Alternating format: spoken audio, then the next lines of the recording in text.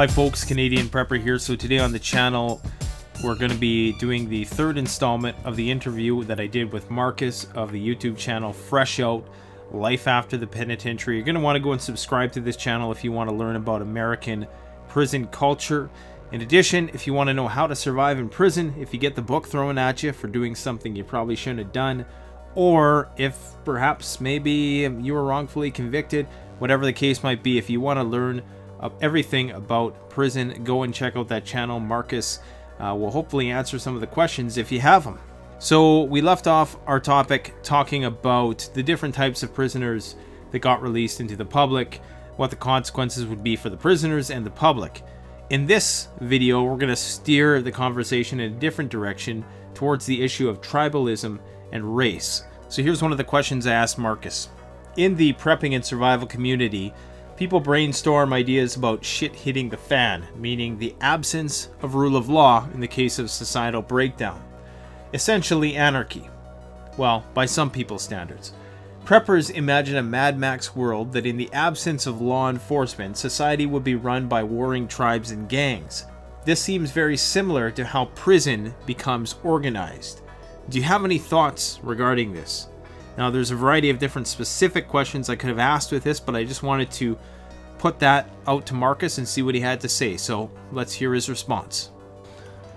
You know, if we were in a Mad Max situation where there was no law, you know, we're talking about anarchy, we're talking about every man for himself, and you had warring tribes, similar to what you had in prison, how would that play out? Well, prison is based on warring tribes or warring gangs or warring factions because of the institution. The institution promotes a lot of the divide and conquer in prison. You'll have, you know, a white guy and a black guy who could possibly be friends, but then you'll have a guard who maybe drop a kite. What they mean by that is drop a line to some other blacks that, hey, this black guy is hanging out with his white guys, or he's giving them drugs, or whatever the case may be, to start some shit. And then that'll kind of like break that up real quick. So they don't want the communication among the blacks and the whites. You know, as far as the Hispanics, you got the Sureños and the Norteños. And then you got the Sureños who don't like the Norteños because they're from up north. And that's been going on for decades, just because of whatever undermining beliefs that goes along with that.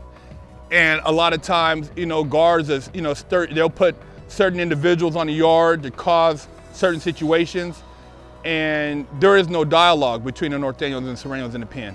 You know, you have the shot callers of each faction kind of doing their thing, managing their tribe, but they don't have any exchange of communication as far as friendly sentiment. It's not going down.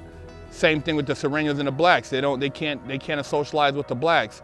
So you have that going on, and that's basically pushed by the the people who run the institutions, the wardens, the guards, and so forth. So as far as if there was pure anarchy, I think that you would have a sense of division, but it wouldn't be as across the board as you have in the penitentiary. See, in the penitentiary, it's not based on intelligence, it's based on pure action, like what you've done on the street, what you've done in the pen, what your reputation says. So you can have a guy who barely has a GED calling shots for a group of people, and maybe this guy's rationale is not the best. And then at the same time, you have a guy who is very intelligent, even though he doesn't have a high school diploma, and he thinks very militant, and he's well-read, he's self-educated, and he actually makes wise decisions, but is overlooked because of his lack of education as far as college is concerned. So, it goes either way. You can have the guy who's not college educated, who's making bad decisions, or the guy who's college educated and he's still not making wise decisions.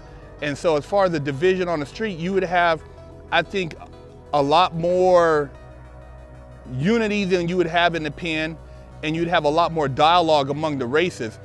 Just because, you know, if you're not caged up and you're not limited to just an institution, if to say the city of Los Angeles or the city of San Francisco or Sacramento was your stomping grounds, it would be a lot more space to move around in. So people wouldn't be as caught up in you know, controlling a drug in a particular area or controlling the gambling in a particular area or what have you. Because a lot of the stuff in prison between the gangs is based on money.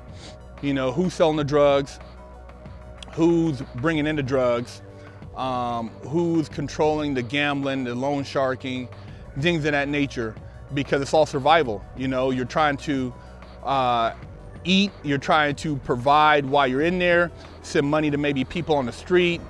So you take away that element and there's really not a lot of need for that type of friction. You know, you don't have the need for people to be as uptight if they're on the street and, you know, I see a white guy, there's no need for me to trip off of him getting money because I'm getting money too. And like I said, everything boils down to economics. You know, on the street you have Mexican guys selling drugs to black guys to an extent because they got the plug and the black guys can move the drugs. You know, or you got the Asians with the, you know, with the artillery who are selling to whoever because of just money. So on the street, the game is different, you know. The economics is global, the money being made is global, and it's not limited to just a small little institution. And you don't have, you know, if you had a shit hit the fan situation and you didn't have like authority figures over you, who would really be pushing the racial agenda? You know, a lot of guys in prison know more about history and about racism than most of the people on the street, just because these guys a lot of them are anti-government, anti-establishment, so they've read a lot of things and they know the truth. They know a lot of this shit is bullshit, and they know a lot of it is just because they're in a situation, they roll with it. But if they're not in that prison situation, you know, a lot of guys can think outside the box and they have an opportunity to make money, to make shit happen, then they're gonna make it happen. And I think a lot of those gang members or guys who are shot callers in the pen, you know, they would actually probably be on the forefront to some degree. But you know, if you could get if those guys worked hand in hand with a lot of these other guys on the street who were militarily trained and educated, you would have a hell of a situation. Because if they worked hand in hand with those guys, then they would be running shit. So you would have a lot of these gang members putting down moves, and actually these docile people out here who have been basically you know, put to sleep through the news and through all this other bullshit, they would be looking for these guys for some type of guidance because they don't have any balls. You know, a lot of society who's out here now have been, the males have been demasculinized and the women are running the households, and that's because of a lot of the alpha males, you know, because of their personality and just the way they care, their character traits. You know, they're either in the military across, you know, overseas fighting, or they're in the pen. You know, those are the guys who are, you know, putting it out there. You got some of them in college too, but like I said, a lot of these women had demasculinized these guys, and the males have been feminized. You know, I mean, you don't have guys. You know, I've seen a lot of guys in the pen who, if they were on the street, these guys are very dominant males. Their role would be a lot more impressionable for the youth out there. So, you know, not to, like I said, get off topic again, but, you know, putting that in the perspective with how these gang members would react in a shit hit the fan situation, I think they'd be pushing the line. And a lot of these guys, they'd be making shit happen where, you know, the males on the street, they're so fucking scared of authority and just, you know, of getting caught up, that they would be waiting for somebody to help them out rather than being proactive. The next question I asked Marcus was, do you think race would be a factor in an SHTF as much as it's a factor in prison? That is, do you think that if society collapsed today, the people would begin organizing themselves strictly along the racial lines to the same extreme that they do in prison? Why do you think people organize into groups on the basis of race in prison? So let's hear what he had to say. If shit hit the fan and we wanted to get into the whole racial situation, I think it would be more of a survival thing. I don't think, as far as my sentiment, because I've talked to, I talked to guys who were skinheads in the pen, and I've talked to guys who were Serranos in the pen. I've talked to bikers in the pen. I've talked to Crips. I've talked to Bloods. I've talked to, Gangster Disciples, Latin Kings. I've talked to a lot of these different groups, Norteños in the pen. And a lot of the stuff that goes on in the pen is simply because of political pressure. So if these guys didn't have that political pressure of reacting due to past situations, I don't think you would have a lot of that racial divide. Guys get these tattoos because they want to invoke fear or set a statement, but looking past all that shit, a lot of them are just, they're humans. They're not any different than the next man. Black, white, brown, yellow, it doesn't really make a difference. The racial divide in prison is pushed, like I mentioned before, by the institutions. They love to have, a lot of the guards in prison are racist. You go down south and you got, they call you boy. They expect you to say yes, sir, and yes'm and all this bullshit. So the guys running the prison are old, basically old ass racist motherfuckers. And they even if they're not racist, by the time they get to the institution, they're pushing the agenda of their coworkers, whether it be a black guy pushing the agenda for the blacks, or a white guard pushing the agenda for the whites, or a guard, a Hispanic guard, pushing the agenda for the Hispanics, And if he's up north, he's pushing it for the Norteños. If he's down south, he's looking out for the Serranos. So it's a lot of bullshit, man. And prison is such a small, confined environment. Everybody's fighting for a little bit of nothing.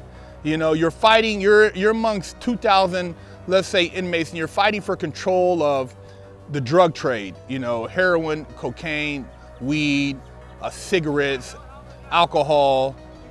You're fighting for control of the food in the kitchen, who's stealing what, who's running what, who's able to bring shit in and out the kitchen, certain jobs like in visiting, so you can control the drug trade.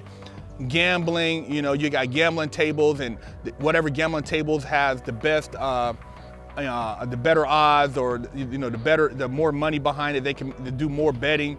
So it's all everybody fighting for, basically peanuts. So the racial divide, I think, on the street is a lot different, because you got guys who are maybe, say you got a black Crip or a Blood, and he hooked up with a dude who was a Norteño on the street, and they, have a relationship from the pen, they gonna get out and get money. This guy's got the drug plug, this guy's got the plug on the straps, or this guy's tied into real estate, or this guy's tied into some type of financial business. They're gonna network. That same white guy who maybe couldn't talk to you in the pen, when he gets on the street, he sees you, he's gonna have that mutual respect, because you guys did time together, and you guys are gonna network, possibly, if you were cool, and he's gonna wanna get money with you. So a lot of times, going to the pen, it creates certain, racial divide, but these people on the street, these people are networking together. They're making moves because it's more open, and because there's a certain level of trust. If you know that, even though this guy was hanging out with the whites in the pen, but he was a straight up dude. He wasn't a hot boy. He wasn't a snitch. He wasn't a chomo or any of that bullshit. Then when you get on the street and you run across this dude and he sees you're doing good, he's doing good, he's gonna possibly want to network with you, because he knows you were a stand-up guy, and he knows that you guys have been through the fire together. You guys have walked that walk. See, a lot of the people on the street, they never walked that walk, and when they put under the gun, they're gonna tell like a motherfucker, or they're gonna just crumble just to crumble because they're not cut like that. So it's like having somebody who's mutually in the Marines with you, or in the Army, or Air Force, Navy, whatever the case may be. You know that that person has a certain amount of training, a certain amount of psychological know-how, and that they can handle certain situations differently. So the racial divide, it would still be there to some degree because you got certain people around them that would expect them to act a certain way. You know, they still have their attitude, but a lot of times, man, money talks, man. Like I said, I've made moves with guys who are of a different race, and we've made money together, and things have been very positive. But a lot of that racial shit, man, it's just a lot of fucking dumb shit that's been carried on from, you know, institution to institution. If you're on the street, man, that racial divide, you have so much space to move around in. Why are you tripping? You know what I mean? If there's resources and everybody can eat, then it's all about eating and making money on the street. You know, that's how I look at it. You know, some races don't look at it like that, but if you're in a economically inclined environment, people about their paper. And that's how, you know, that's the racial situation in a whole. All right, so Marcus reiterates an interesting cultural critique, which is quite common amongst the underground of the internet, we'll say. And that is the idea that perhaps there's some meddling going on when it comes to keeping the people divided. The whole divide and conquer strategy is quite evident in the American prison system. And he talks about how if there was no authority figures, as in the case of a without rule of law, there would likely be no racial agenda in order to maintain control. Because in prison, he argues that in order to maintain control of the prison, that the guards and the warden need the different groups, the different tribes, the different, you know, races essentially fighting with one another, so that they don't turn that negative energy perhaps on the prison itself. Now, a lot of people don't think about this, and because when you go into prison you get locked in to that pre-existing culture, which you're not going to change, you're not going to be able to protest it, you're just going to have to be, you know, you're going to have to suck it up and become a part of it. The fact is, as he talks about in some of his other videos, you know, it's very impossible to at least entirely break that racial divide and just not partake in it. You're going to have to partake in it to some extent or another. That doesn't necessarily mean you have to deeply espouse those beliefs. And as he talks about, you know, on the outside, he doesn't think that society is going to assort itself as strictly along racial lines as would be the case in prison. And, you know, I can see why people, you know, they say that old saying, birds of a feather flock together. And I think that's true at the beginning. I think people naturally gravitate towards what's familiar. If you were in a jungle full of wild animals and you seen another human being, it didn't matter what race they were, you would gravitate towards that person and likely want to unite with them and try to survive with them to some degree, whatever way you possibly could. So similarity does seem to trump differences in a lot of respects. However, he also talks about the universality of business and trying to be prosperous, and how when it comes to making money, it doesn't matter what color you are, people are willing to work together. That's the globalist trend. I know that's a dirty word to a lot of people, but I don't mean globalist in the sense of, you know, one world government, everybody under the auspices of the almighty Illuminati. Sorry, I got my little buddy here. I introduced him in the last video. His name is Marshall, new pup, so still adapting to the household. Anyways, I'm not talking about it in the diaphomistic sense where, you know, it's the ominous one world rulers who rule down on us with an iron fist. I'm not talking about it in that regard. I'm talking about it in the sense of engaging in indiscriminate transactions with others for the mutual gain of everybody. That's what I'm talking about. And I think that becomes more reality because they realize that when the getting's good, and now this is where, you know, I suppose a person could interject and say, well, you know, if there was a lack of resources and a scarcity of resources, as Marcus talks about while you're in prison, does that mean then that that scarcity of resources more deeply solidifies the racial divide. Because if we're talking about post-collapse world where resources are scarce and people are forced to get into groupings to fight for these resources, what are going to be the primary lines along which people start to group themselves? Personally, I think it's going to have more to do with beliefs. I don't just speak that from an idealistic standpoint. I think when it comes down to raw survival, especially the dirtier people get, the more indistinguishable we all become. It's only when you have these wild discrepancies in wealth does one person become very distinguishable from the next. But in a collapse scenario where everybody's just fighting tooth and nail to survive, you know, the flesh and blood of human beings becomes a unifying factor amongst everybody, in my opinion. It's not only the wardens and the correction officers who benefit from getting the prisoners to fight with one another to take attention off themselves. It's also the shot callers who are in these positions of power, and whose positions of power which rely on these different groups fighting with one another. Because the only way your group is necessarily a group is a legitimate group. You're legitimated by the outgroup. So the stronger the outgroup becomes, the more stronger your in-group has to be, and the more legitimate you, the shot caller of said group, then becomes. Your position becomes more validated if there's a common enemy.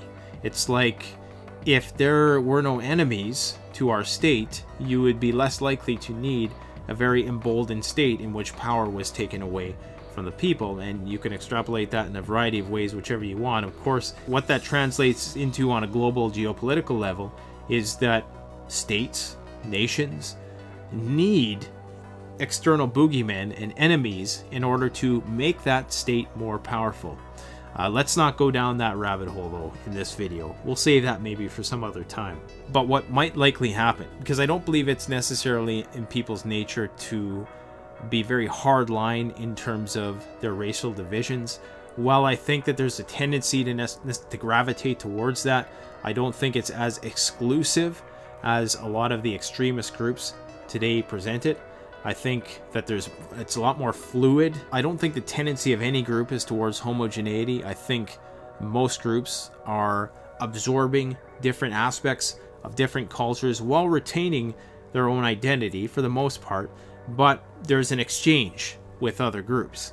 So it's not entirely closed off. The problem with hardline, extremist, ethno-supremacist groups is that they don't do that, and that's what prison essentially becomes. And the more and more prison documentaries I watch, the more I realize how superficial the whole racial thing is and how much of a front it actually is that people simply put up with and tolerate, that I wouldn't be surprised that in some of these prisons someday that whole facade is going to come crashing down, because it's a method of social control. Now that said, there's going to be a lot of charismatic post-collapse cult leaders who are going to use this to their advantage.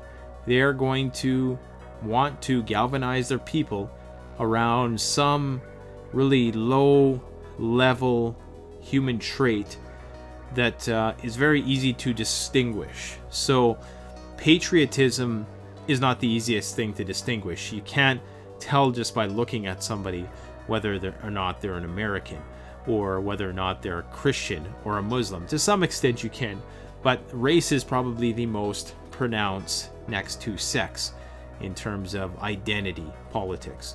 So it's one of the easiest traits, one of the easiest definers to brainwash people into fighting with each other over, for no apparent reason other than the fact that they perhaps are different, and correspondingly there's some cultural differences as well. So I'm 100% agreement that I don't think race is going to be as big of a factor as it will be in the collapse. It will be to some extent, but the hardline racial butting of heads, the hardline racial hatred is only going to become a factor if some authority figure or some charismatic person makes it so, because I don't believe that that's a natural tendency of human beings. He also comments on the docility of modern man and how weak-willed many people who partake in the system and pay their taxes don't break the law have become. Now, on one hand, I agree with this to a certain extent. I believe that many in prison may perhaps have some more alpha characteristics than those on the outside who've, you know, become emasculated, so to speak. Now, for me, what defines an alpha male, and I should say, as some of you probably know, that's just a theory. It's a theory of sociology and biology, the idea that there's alpha males in certain species and that's what controls the hierarchy. It's a theory. It's not entirely scientifically validated. Nonetheless, alpha traits I think we can all agree on, you know, confidence, intelligence, things of that nature. And I think in prison you get a lot of guys who have a lot of confidence. You know, they're go-getters. They're not afraid to roll the dice on some things as much as perhaps some of the emasculated men are in the greater society. But at the same time, alpha male traits aren't all about brute force and balls. It's as much to do with cunning and intelligence, intellect, as it is those things. And as Marcus will talk about in the next video, he talks about shock collars and how, you know, the characteristics of the shock collar are very counterintuitive to most people. It's not the biggest, baddest guy in the yard. In fact, the mark of the most alpha male, I would have to say, would have to be the guy who tells the biggest, baddest guy in the yard what to do, or gives them direction. That is the true characteristic of what an alpha male is. So as much as I'm in agreement with Marcus about the emasculation of modern society and the women running a household and all that sort of thing, for the most part, I mean, you know, there's gray areas there as well, and it's a complex issue. But I would say that the majority of people on the inside are not people that are going to be able to take that to such a high level where it's going to have a huge influence on society after any grid down situation. They may be able to unify small groups, and perhaps, you know, their charisma will extend out to counties, regions, hell, even states. Perhaps these people will start to fill the power vacuums. It's quite possible. One shouldn't discount that there are still many alpha males on the outside, probably far more than there are on the inside. Let me know what you guys think about that in the comments. He also talks about another complicated issue about how the scarcity of resources on the inside in prison is what contributes to basically the hard lining of the tribalism. So the more scarce resources are, the more tribalistic people need to become. That makes perfect anthropological sense, because the fewer the deer are to hunt, the more necessary it is that you in your group get them, and then therefore the more of an enemy the other person who's trying to get that deer becomes. Whereas if there's a bounty of stuff, there really is no need to get into these hardline tribes. So it would be my theory that the reason why that happens in prison is because there's that scarcity of resources, and if in a collapse environment that scarcity emerged, which it likely would, because we wouldn't have all the machines of modern society in order to create this abundance of food and stuff that we've come to enjoy, that people are going to be fighting over it, and thus people are going to become more polarized into these different types of groups on the basis of what? Who knows? Race, possibly. And if you get different shot callers, charismatic leaders involved who are trying to use that to push their own agendas, to secure their own positions of power, then indeed, yeah, you're going to see conflict. But in a bountiful situation like he talks about, which is pretty much the modern era, never before has the world seen so much wealth as it does now. In this kind of scenario, yeah, people are going to try to cooperate. People are going to get along. There's going to be a more universal, globalistic approach to finance, in which it's all about numbers. It has absolutely nothing to do with what sex you are, what race, religion. That's why, in my opinion, these upper-level elites in society, they don't care about this stuff. The quest for power doesn't concern itself with these things that these bones that they throw at the masses. Race, religion, all of this nonsense that you see on TV. Anytime they try to whip you up into a frenzy and say it's their fault, it's what they're doing, you can pretty much bet that they don't actually have those beliefs themselves, because they're about making money, man. They realize that, and the wealthiest people in the world realize that it's not about what you are, where you come from, what kind of food you like, all of these different subjective cultural differences. It doesn't matter. It's about money, strictly about money. Stay tuned for the next installment of the series. Marcus is going to talk more about shot callers, what their personality traits are, and how that might carry over into a collapse scenario. And last but not least, in video number 5, he's going to be talking about how to survive in prison. So you're going to want to check that one out. Don't forget to subscribe to this channel if you enjoyed this video, and Marcus's channel at Fresh Out Life After the Penitentiary. Thanks for watching. Canadian Prepper out.